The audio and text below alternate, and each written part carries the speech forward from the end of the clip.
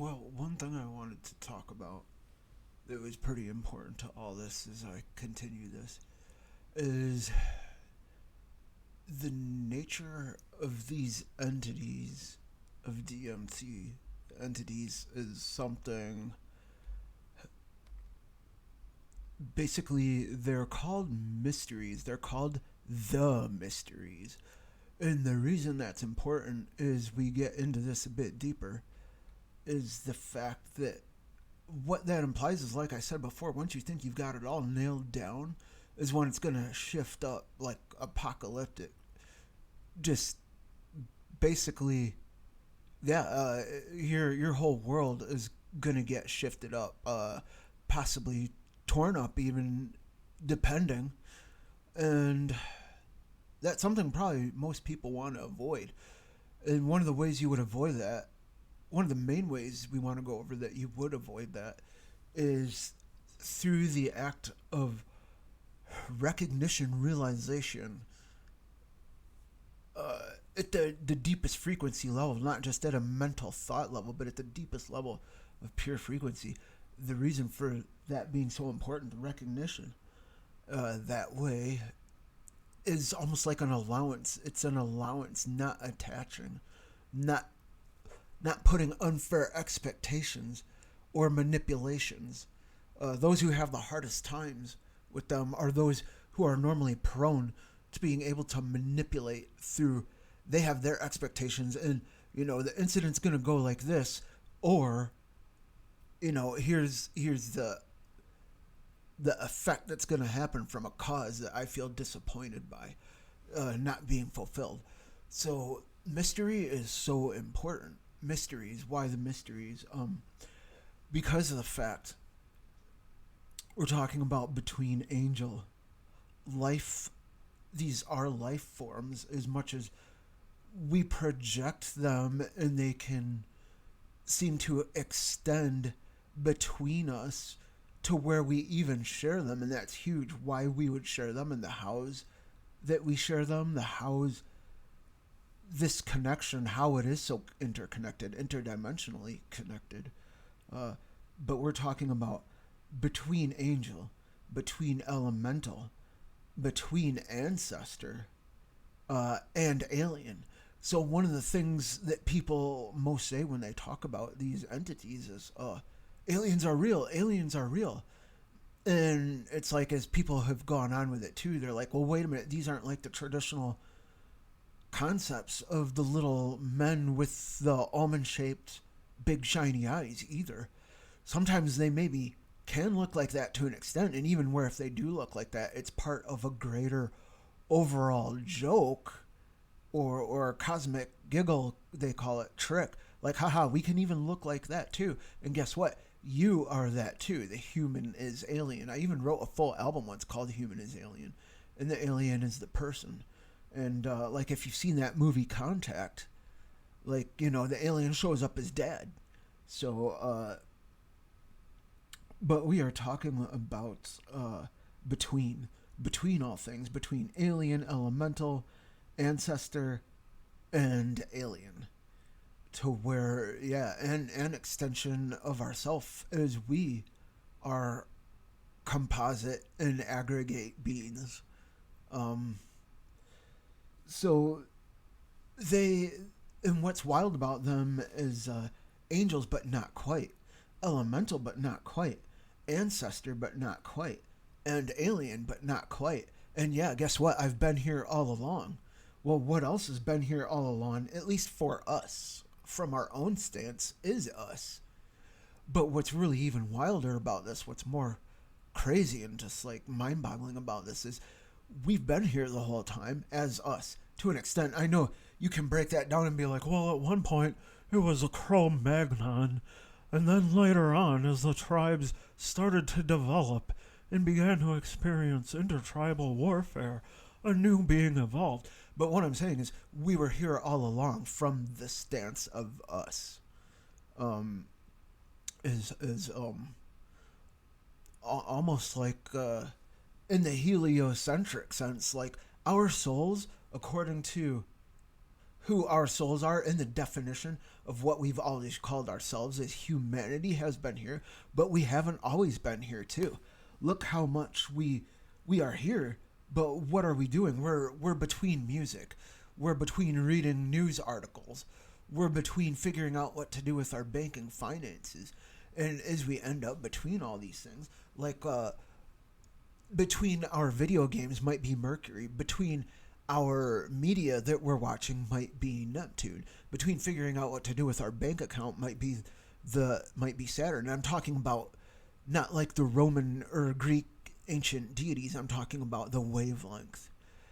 And the reason that's so important too is, if you're doing artwork, then that's you're between your Venus and other things, or you're on more like you're on your Venus, and the same with all those other things, and you're between everything else, and you're working that to go back between other things. But the reason that's so important is because these not quite angels, not quite elementals, not quite ancestors, not quite aliens, but a bit of all those things composite, including what in ancient times was called gods, which more modern times we call the life of the most fundamentally, profoundly powerful cosmic archetypes that we're all born with, that DNA is raveled up by. And as things like DMT happen, whether you're talking about the people who smoked it, like I have in the past, but I don't anymore and I don't need to. And that's not to brag. And the weird thing is, too, I don't want to get too far off. Oh my gosh, it's so easy to just jump in from. I'm Pisces. I can abstractly jump from thing to thing to thing to thing and hopefully remember what I was talking about 10 things back to tie it all up. But one thing that guy that I was telling you about in part one seemed to be jealous about, too, was that, and this is what he never seemed to get. He never seemed to get this, was that it's quite horrifying that I, to an extent, I live in, it's very challenging, I live in ecstatic experiences. And like Terrence McKenna said, ecstatic experiences are scary. They're frightening. The floor kind of gets pulled out from under you, and it's not all bliss. It is heavy-duty, hardcore realizations outside the known bounds of space and time. It's nothing to be jealous of. And I opened up my heart to this guy and was telling him about it, and he just got jealous. So you can save money on your drugs. Is basically what he was like. I shit you not. That's what this dude was like. So, he didn't like it, and that was basically the gist of it too. No joke, was so you save money on your drugs. You know how much I have to pay every weekend when I get off work for what you're talking about? And it's no, you don't understand. He did not want to understand. He just wanted excuses to just very, very self-indulgent. His whole life was self-preservation and self-gratification, it seemed like.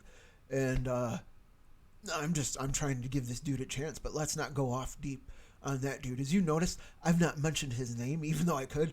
If you ever got a chance to stay away from this guy, if you meet him at music festivals, no, I won't do that though. But so what I wanted to mention, that not quite angel, not quite elemental, or ancestor, or alien, but bits and pieces of all this thing, and where sometimes the percentage flips higher towards elemental. Sometimes that percentage is going to flip higher toward alien. Sometimes that percentage is going to flip higher toward an ancestor. Sometimes that percentage will flip way, way, way high up towards something like what we've always called ancient deities through the various cultures. By all their different names. And now that's what's weird too, is I mentioned that just because when you're talking about these being angels or angles, pockets of dimension in places in space and time, or beings that make up the space and time construct as it manifests. Angels, many people say this, I hear this time and time again, and I agree in a way. Angels equal angles. And what are the angles we know? Our solar system. The main angles we know are Mercury, Venus, Mars, Jupiter, Saturn, Neptune, Uranus, Pluto, and I know I flipped that around a little bit. It's actually Uranus and Neptune, but so do you understand that the angles, and that's the thing, is they are mysteries. They are mysteries, meaning you can't capture them as an angel and invoke them as an angel time and time again with a formula. Which is why many have espoused that those who do ritual magic tend to feel ripped off after a while after they go into it, or they tend to become more like my friend was, who I thought my friend was when I mentioned in the beginning. And Satanists are very ritualistic creatures. They are very much in ritual, and that's interesting in a way, just because ritual is one and the same with ceremony. Ritual and ceremony are one and the same with narrative. In narrative, narration, imagine linear description of reality, linear time, is one with the reptilian brain that we are all born with at the deep, deep, deep recesses of our biological gray matters. So, and that's important because when you're looking at things that way, how angels, angles, and then like I mentioned, the planets, and then the planets are associated to angels again, from the pagan back to the monotheistic, with stuff like ancient Hebrew knowledge and all that, and so let's see. Between all those things, certain percentages of each things that vary each time you experience it, and you can't nail it down because you'll start to feel more and more ripped off, less fulfilled, and like you're capturing it, and the mystery is more and more degraded. Now, these are called the mysteries. These are called the mysteries because they are the very entities that I talk about in Station Mercury that are associated also to the degrees. The degrees, like the 97 point degrees, the 33 degrees. But the thing is, they're way older than Freemasonry, obviously. They're way older than ritual magic, ceremonial magic, any of that stuff, any of the occult, any of religion. It's all way, way, way, way, way, way, way older than that. And all that stuff could be argued comes from it, and the source that these archetypes come from in their most profoundly real sense, to where it's almost like we feel like we're rolling on the whims of what they call space and time. So, but the thing is, what's interesting about that too is there's other angles. There's angles of the planets, and those planets are associated with metals. So if those planets are associated with metals, you're talking about an angle. One angle is copper, Venus. One angle is Mercury. That should be easy. Mercury, the element Mercury. One is gold, the sun. That's the next easiest probably for most people. Lead, Saturn. So, you have the archetypes of metal, the planet wavelengths, planetary wavelengths, vibrations, in their most potent, undiluted, integral, you might say, notions of their own vibration themselves. To now you're talking about angles of other things under each of those metals and their associations. What do they mean? Like, if since ancient times, copper is to Venus, is to generally would be like love, art, Saturn, bank, finance, lead, heavy, deep discipline matters, the tedious shit that everyone wants to avoid. Mercury, like business or window shopping, the more fun aspect of money. The market, the right to compete, like Olympics is also Mercury. So video games would be considered Mercury for sure.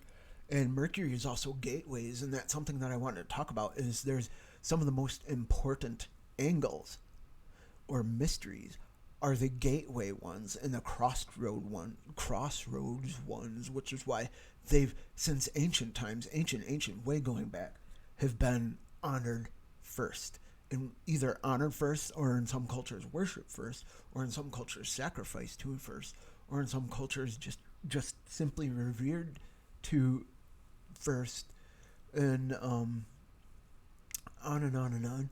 So now you have angles within those angles. For example, water, angles of fire, angles of each element, like I was saying, and angles that specifically are your ancestors, but angles that are more at the more archetypal, undiluted sense that is less traveling and going about here and there. That just to most people experiencing all this stuff is like, well, this is the pinnacle. They would probably call it the pinnacle or something, or they tend to say things that are a bit out of place, like, well, that's so high level, that's the highest level, you know. But what is the ancestor? In the aggregate composite sense of the full greater ancestor, um, oh God, where was I going with that? But is another angle, another full on archetype in and of itself, as we've seen and we noticed, and that one tends to be considered like one of the greatest, like, shapeshifters, but protectors of the ancestors. So that brings you to your ancestors. So or make sure that your connections with the right ones at the right time goes down, so to speak. So there's just, that's what I was saying before in one of my videos, is people don't realize how there is so much life. There's like 300,000 light years packed into 3 atoms, so to speak, if that makes sense. You know, there's that much life going on. And is we take the tiny segment, and that's what DMT does, is it takes the atomic realm and it just blows up a universe gateway, a gateway of either a whole universe or a whole parallel cosmos, or at least one of the whole parallel worlds. And as I was saying more towards the beginning of this, people are here, yet people are at the same time not here fully. People are participating in their reality, but very often they're participating in the lower densities of the overall subject matters that these archetypes inhabit, without, you might say, very much effort to make connections or climb the rope or put the puzzle pieces together, which is why so much in DMT is like living, it's like living hyperdimensional puzzle pieces just out the yin yang, to where what you're looking at my background is like each star is another soul, and those souls link up to make a galactic picture or a galactic story, you might say, where all those right now that you're seeing as stars, all those have alphabets. All those have completely different alphabets, where all those alphabets are puzzle pieces. You see what I mean? And the puzzle is alive. So, and at the same time, many have described that the puzzle pieces, or the overall grand puzzle and the puzzle pieces, have their own autonomy too, and are archetypal. Like, they are one of the DMT entities. And that's one of the ones people more call machine elves. And like I've said, I've, in my experiences, beyond just my short, very few DMT blast-offs, I have, like I was saying, I live sort of an endless ecstatic experience, which can be brutal in hell. But I can close my eyes and I will be interacting with these beings instantly, to where it's hard to work a job, you know. But what do you tell people? What would I tell my disability lawyers? And I am talking to a disability lawyer from the arm. The hernia is not just one hernia, and other stuff. Some of it's in station Mercury, but I don't want to go too deep in that.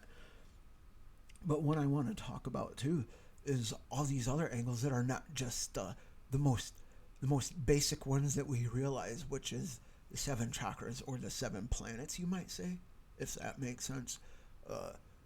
The hallmark ones, like from the sun on over to Pluto. You know what I mean? There's so many, like, and what I mean by that is there is an angel or an angle or an archetype of the insect overall, with many, you might say, agents or buddies or co-workers or tribe, cosmic tribe, which tends to be my favorite and lots of people's favorite, which are all the other multitude of just infinitude of the vast biodiversity of insects overall in general.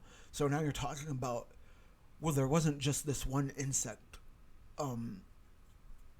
There wasn't just this one insect angle who was a guy or a girl who looked like this one insect. Many experience a mantis, many experience caterpillars. Like, that's how it even got into Alice in Wonderland so famously, was the caterpillar who was smoking the hookah. We just about all know that one universally.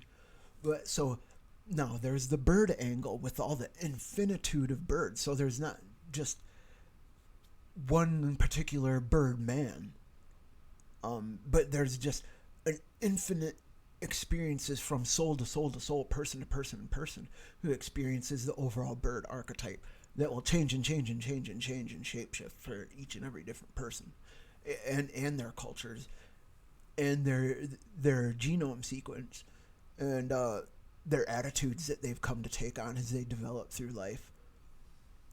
So, but the thing is, not merely shape shifting is the thing too. As I talk about it, bird. So there's a bird one, there's an insect one. There's, what do you want to name? What do you want to name really? Because there's, even if there's some of the main foremost ones we know about are metal associations, then there absolutely are. Even there's a table one. There's a table chair. There's a furniture one. Like the furniture downstairs. Because what does the furniture come from? Wood. Well, one of the main things people know is, not all furniture comes from wood, but yeah, one of the main things people know about is one of the main archetypes is a tree. Hello, tree of life. That's even more so just about than all the planets. Is the tree of life comes up first.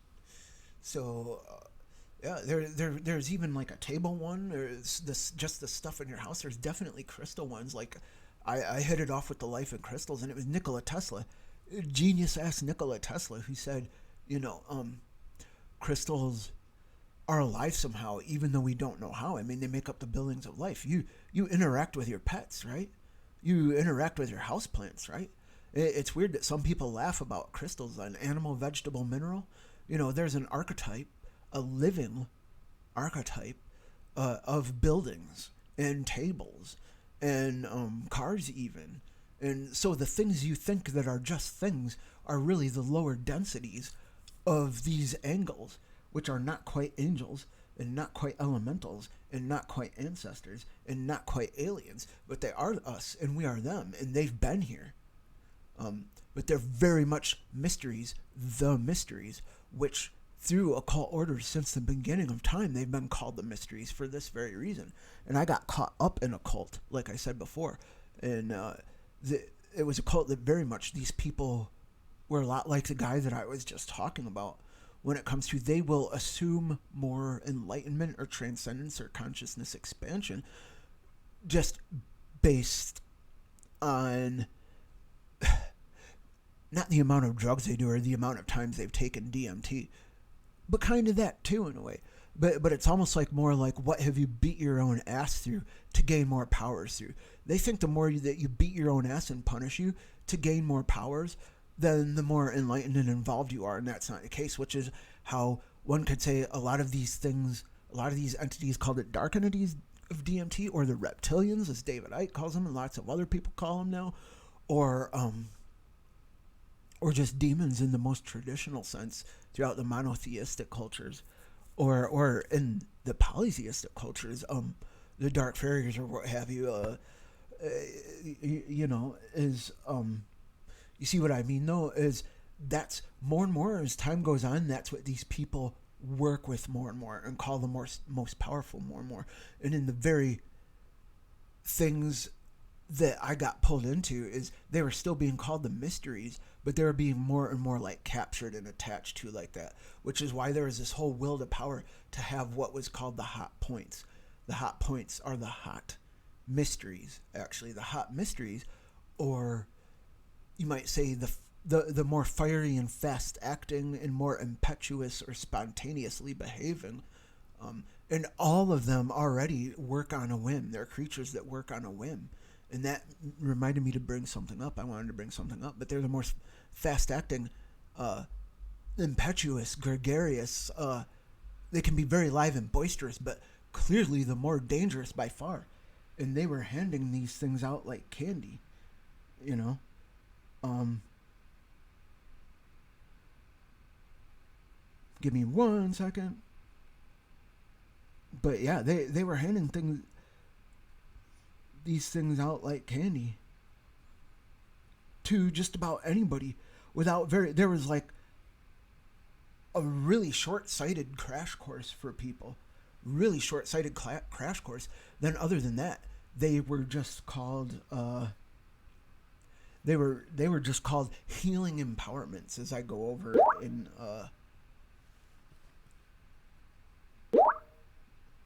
in that group that I was in. They were just called healing empowerments.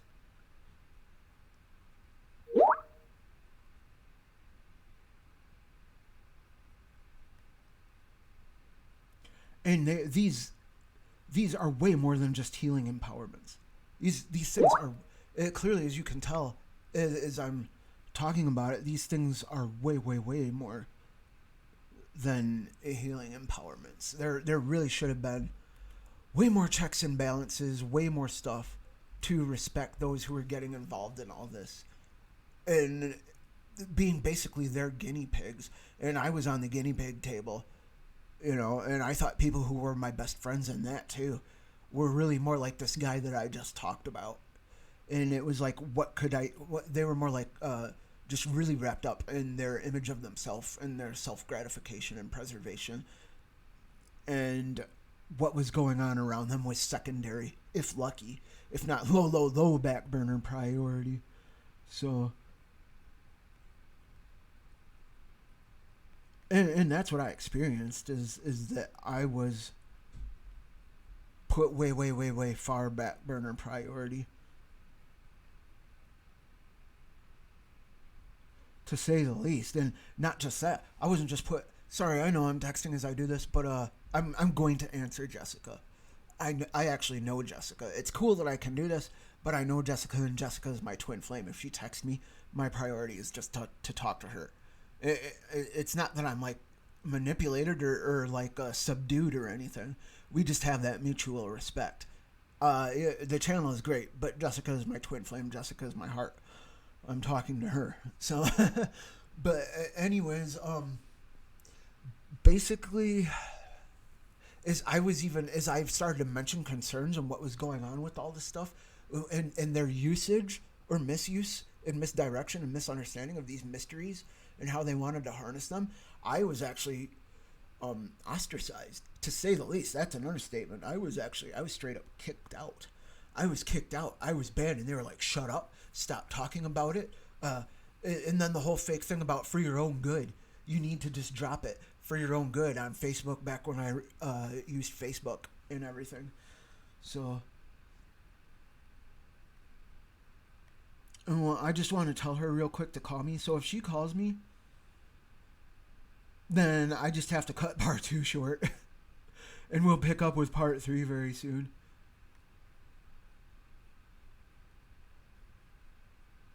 So she might ring me in a second here. Hopefully she does, actually. Because we've kind of got a conversation going in.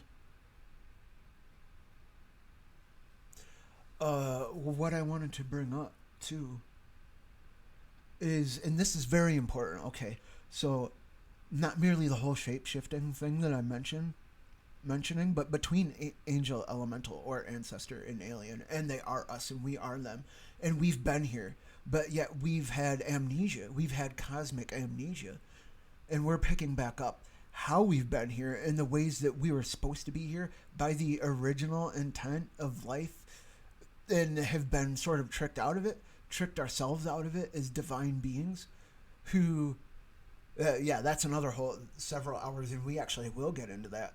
But not merely shape-shifting, but integrity through phases and the formless shifts, like I was talking about. It's not always just a talking head.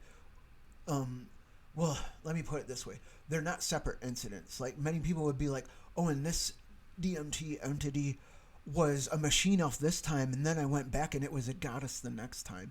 And then I went back and it was a masculine god the next time, but he was angry with me. And then I went back, but it was yeah, it was more like a gnome, or like a forest creature, a mythical forest creature. And then I went back and it was a water elemental, or a whole bunch of water elementals. And I was in some water elemental summit. I actually have been to one of those, by the way. In one of my DMT experiences, it was very much like water elementals, and we're talking like mer creatures, even really wild stuff that I never thought I'd even see in like what you consider the infinitude, where anything can exist. So, but it was really weird though, because it was like mythical water elementals, but there were also the normal water elementals that people are generally afraid of. Like it was cephalopod, but it was almost closer to the H.P. Lovecraft cosmic horror mythos cephalopod type vibration. But I feel like that was being held back from getting too scary, and people have reported this too, by the other more mythical like sea creatures that were humanoids.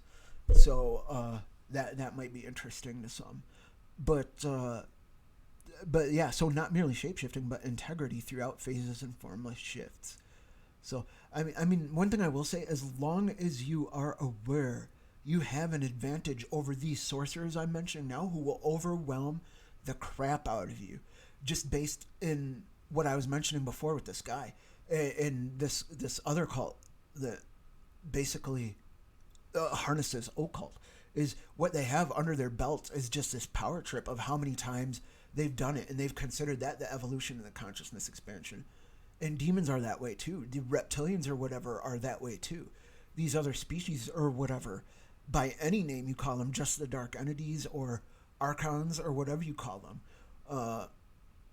which archons are like archetypes gone wrong, way too attached to their own self-image, and they've become a blend of the shadow and what's going wrong within the ego, along with the great almighty powers that they want to keep very much but keep it like in the outer. They don't like the interior light. They keep it on the outer, where they can very much manipulate it through technology, much like our technology is starting to become now.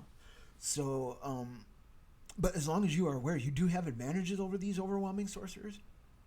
They can still kick your ass, and I've had my ass kicked. So I'm not gonna sit there like, oh, I'm such a badass. Everyone, come to my channel because it's the ultimate cosmic badasses channel, and I'm gonna, I'm your new defense against the dark arts teacher. That's just not the way this works. And when people do that, just like they say, pride cometh before a fall. That's very much true. You don't want to be doing that.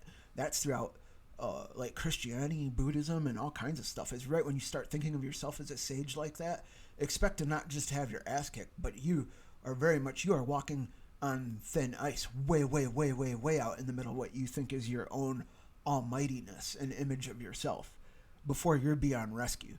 So yeah, let's not go there. I'm just playing to my sweet Jessica real quick. I'm just telling her to call me when she's ready to. So at which point we will move to part 3 later on.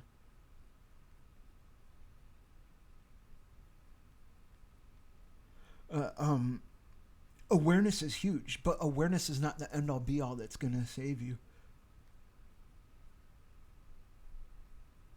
It's not awareness in and of itself, or that would just become yet another almost more flat dimension. Like 3D is a bit more handicapped or deficient to 4D. 2D is a bit more handicapped or deficient to 3D. Yet one-dimensional is just kind of like the dot, and the dot is the atom. So once again, that dot ties back into the absolute most complex configuration. So the first dimension is not flat to the second dimension, though, is the thing. To where you almost want to look in reverse, to where just like the second dimension is more and more of a deficiency or retardation to the third dimension. What's actually more and more of a retarded deficiency to the second dimension is just like that which is still existing in the higher dimension, but is doing everything I just described, which is wrong, which is what's going wrong within the shadow and the ego.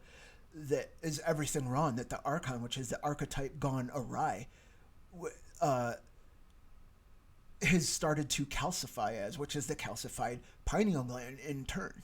Pineal gland, however people choose to say it. So you get that vicious cycle now, maybe a little bit better. So, and the thing is, awareness is so important. Like, I was fairly aware what was going on in the hyperspatial when I was receiving from the DMT entity, the mystery that this guy is going to betray me. After the end of this 3 days, I got betrayed. As soon as the car ride home was really weird, even though I was trying to open up and get some empathy going between us. And then when we got back, it was just brutal. By the time we got back, he looked at me like, I ruined his weekend somehow, which is weird because we didn't spend the weekend together. So, well, what I wanted to say is gateways and guarding ears are so important too. That's why I mentioned the gateway angle or angel or archetype or ancestor or all those things combined, which is varied percentages each and every time, beyond all notion of what you might consider percentages even. So gateways are so important. Guard your gateways. And this eclipse is a gateway. All eclipses are gateways. The sun itself is our prime gateway. Our prime matter gateway. The prime matter gateway itself really is Saturn, the lead, because matter is the heaviest, while spirit is the most sublimated, the most sublime, the most and ethereal. So it has that etheric charge and the plasmic charge, and so you get that now. I hope so. But what was the particular one? I was just looking at it. Let me bring that up. Almost there. So here we go. But again, these sorcerers, they want to overwhelm you because they rely on harnessing these entities to overwhelm so they can reach their end goal, which is end justifies the mean within these people. Ends justify the means is Machiavellian, and that is to psychically rape. Above all, above cars and ginormous houses, is really the ability to psychically rape is their money. The ability to they live in a palace of energetic rape. So that's why you have to be careful. They invade, and how good you are with the psychological and emotional lack of empathy, aka psychopathy or sociopathy, with this rape is their status is how good you are at invading without sacred perception, even blaspheming and upsetting and overturning the perception of the sacred or of any rights of a sovereign soul, a sovereign being, or their thresholds of their mind or perception or ability to perceive, to where they can learn more about the mysteries and they're still respected and taken care of. And energetically, there's that empathy there. So we're talking about sovereign souls and the thresholds of mind. And we see that, much of what we see with that. And what else is the mysteries is the loas. In the hot degrees that were applied to me or administered to me, you might say. The hot degrees, the hot points, the pois chaud is the French spelling of it, because the French is very big with it. And there's reasons the French is very big with it, because as it goes back through the occult history of these orders of light and darkness, the light lodges and the black lodges is basically... I'm sorry. Between all these orders, the French is very important, because in the European, as it's gone through the European and through the rich people of Europe who were better off and could afford to go out to those indigenous islands and all those lands and bring some of their treasure to gain spiritual knowledge treasures instead and bring them back and then build their orders from them. You see where I'm going with this? Um, the French trails all the way to ancient Egypt. And the thing is, what you're looking at then is these occult orders go back through the Templars. Yes, the Knights Templars, and how the Templars had learned from Arabic assassins. So, and they also were big into the Sufi, what the Sufi were capable of, and that is the Arab mystic. So, and definitely not just that. That's kind of a hallmark too within that sort of realm. So, if you would want to, I'm not going to go into the history of the Knights Templar here and how they would later become the Freemasons, etc., etc., etc. If you're interested, there is so much on YouTube. This is more about the DMT entities, and DMT entities aren't Knights Templar. But I can tell you, as shapeshifters, and I've experienced this too, not during a DMT like the smoke DMT, but the DMT like my own meditation drip release. My meditation and breathing techniques is I've experienced even contact with Templars and the Templar archetypes. So that's something right there. That's something to think about. And but what I wanted to say too is what I'm talking about with these degrees, the mystery degrees that they later became in Freemasonry, and how that came about because they ended up building their orders from that because they went out to these indigenous islands, etc., etc. They went out to these tiny islands. They went out to untouched vast wildernesses and jungles and landscapes and braved that harshness in order to trade some of their treasure in even the most simple stuff, like even tea and stuff like that, in order to come back with cacao leaves or whatever, and the spiritual knowledge, various plant medicines and the spiritual knowledge. And that's happening to this day, even as we've seen in the movie The Serpent and the Rainbow. You should watch The Serpent and the Rainbow, and I mentioned that on Station Mercury. Listen to Station Mercury and you'll hear some of what I mentioned about Station Mercury. And that's the thing too, is in Serpent and the Rainbow, this movie is the psychological rape of the sorcerer Black Lodge narcissist that I'm mentioning, and how he misuses these archetypes. And in The Serpent and the Rainbow, and one of the main ways that they harness this stuff is through dreams. And right now, what humanity as a collective consciousness has experienced overall is the waking dream.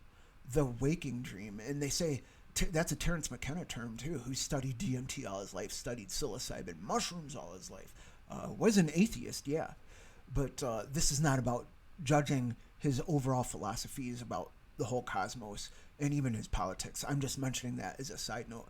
I've studied up on some Terence McKenna, and if you've wanted to be a psychonaut, cosmonaut, and explore, and you can't afford a SpaceX rocket, yet you want to explore the furthest reaches of space, which is going on internally anyway. You explore inner space, is the long and short of it. And that's what I am. I'm a cosmonaut who's explored the inner space to some of the furthest reaches, to where people say no man can come back from even, and shouldn't ever go. And I didn't even know I was going there at the time, or was about to go there. So, and I can't even completely set forth all things that would cause that to happen again the exact same way.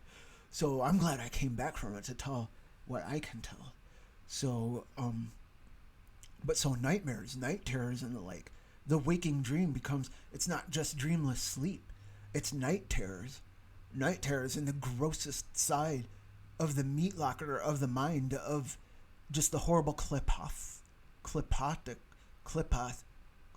realities, which the clipoth is everything I mentioned about the archetypes gone wrong, which are harnessed by like just chaos magicians who want to psychologically rape you. Not just chaos magicians, sometimes Thelemites, sometimes even anybody of any religious order or belief or lack of belief, or in a way it doesn't matter. Some people are born into naturally doing it. Some people are born into naturally being haunted by the dark entities of the DMT that I'm mentioning here to you. Probably this one dude in part one was. But so in particular, between lower, more accessible, and higher states, less familiar and uniquely spectacular, in unknown or intentionally hidden features.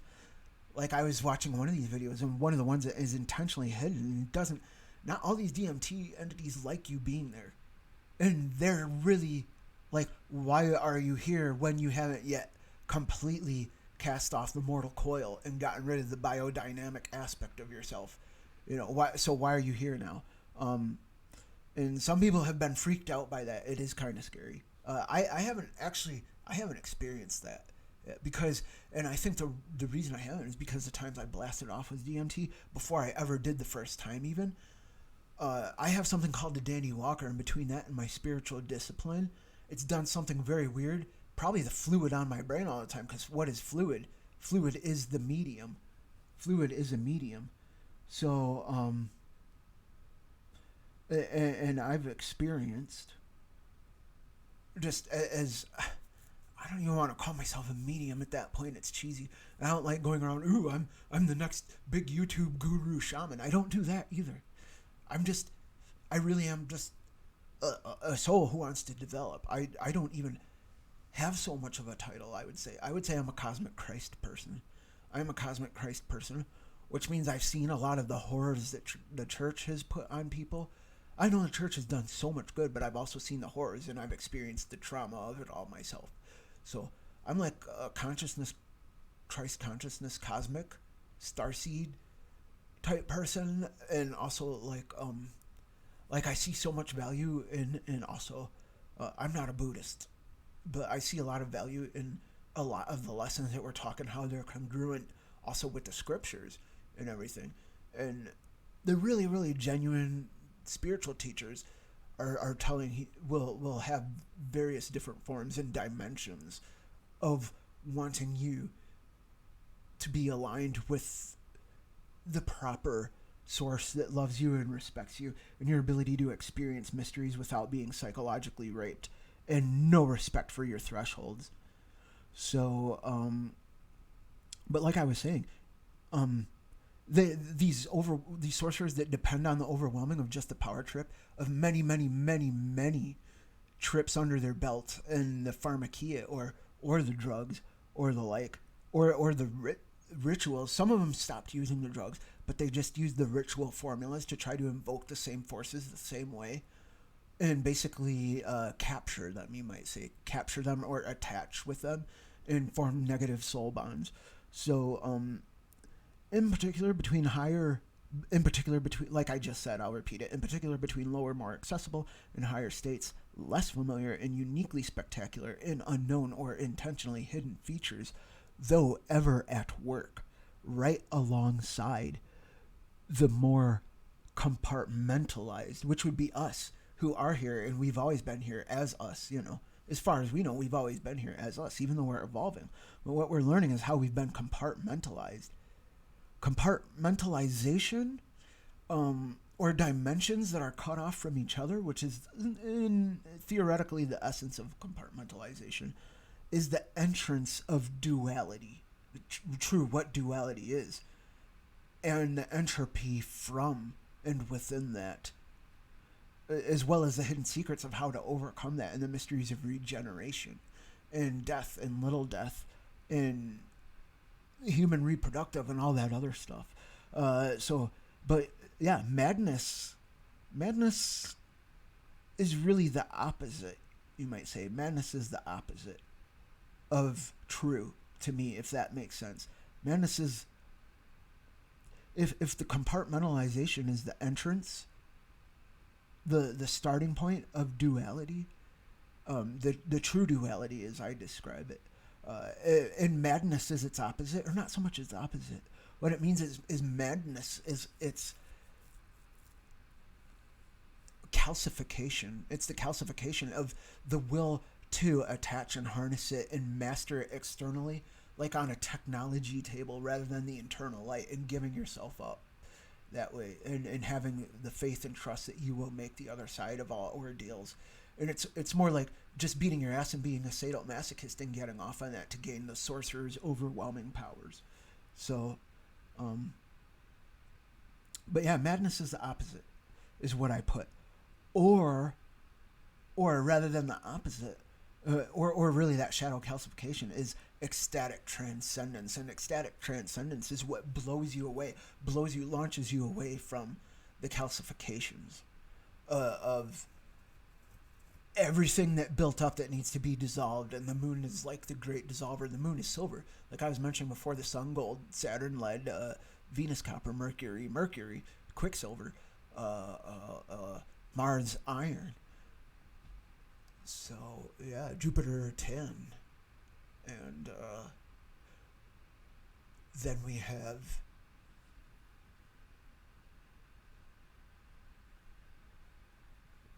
I'm sorry. I lost my track a little bit. I'm looking at my notes again right now.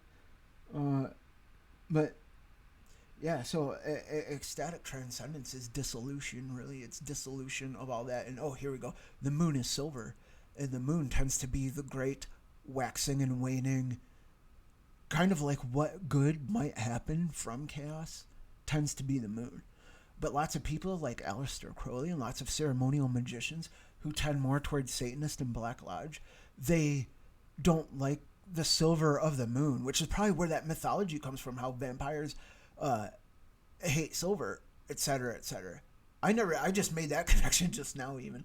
So is all their calcifications and all the stuff that they've built up from what they've taken from the archon or the ego archetype, what's gone wrong with the owning of that shadow and the desire to attach and take that shadow and technologically put the light outside them to where they can manipulate the light outside of their good divine counterpart, you might say. And the good divine counterpart, you might say, is our divine coupling with our opposite between spirit and soul, you might say.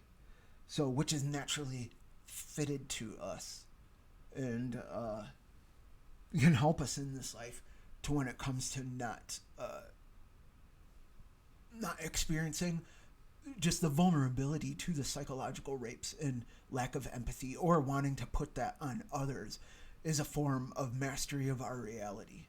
Because it's really not a mastery of your reality anyway. And those people are delusional. They are delusional as all get out. So, yeah, I think I might cut this short. But was there another thought? But the moon is strange, and the moon is the hallmark of contradictions, because the moon is sort of the palace of things that are being compartmentalized, which is like why lots of people do it, is the moon can compartmentalize, but the moon can bring on the ebb and flow, waxing and waning, that also dissolves compartmentalization, and all that the ego has had calcified up in the erroneous notions of mastery of the universe and mastery of the ego and even mastery of the archetypes, etc., etc. Before that ever is even close to happening or being a thing, to where all their mastering is just some night terrors or the ability to invade dreams, etc., in the waking dream and blaspheme the waking dream. Blaspheme the waking dream, yeah. But even that is on a very limited time frame, because what they're loyal to is on a very limited time frame. That's why it's working so frantically.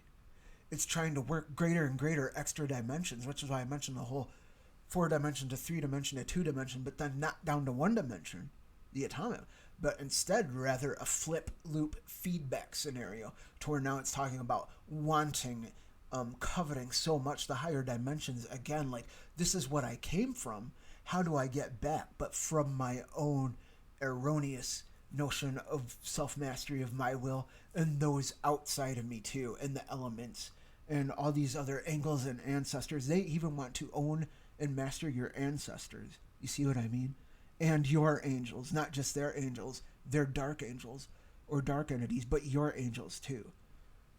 And they see themselves as aliens too, but they see themselves as a certain type of alien, which is what many have come to call the more reptile side of things. And there is, I believe, sometimes some positive reptile, because even aren't so many of the angels, like the real authentic genuine angels, are called like serpents of fire lots of time, like much compared to like the Kundalini force or whatever have you, just, you know, that medical wand that goes like that, Everyone knows that. That's gotten this far in the video by now.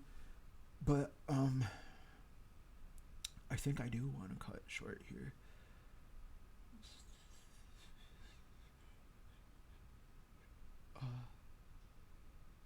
Yeah, I'm going to go ahead. There are other notes, but I'm going to go ahead and do that because this has now reached about 55 minutes in recording. So, again, namaste. We're going to expand this out and get into some deep nitty gritty, and we are going to help some people who realize that they've got themselves into something harsh and dark that they shouldn't have, but feel now they're attached to it and it's attached to them. And they feel like they are still living in or very much on the threshold of point of no return and about to just drop into the wrong kind of void that is not a loving emptiness. So we'll come back to this and we'll make more real progress, and we'll take care of ourselves. We'll take care of each other in a way that respects each other and each other's rights to think what people want to think and feel what they want to feel. And it is now. I think it's the eclipse right now. I think the eclipse is happening right now. I might even be able to go out and see it. That would be so cool.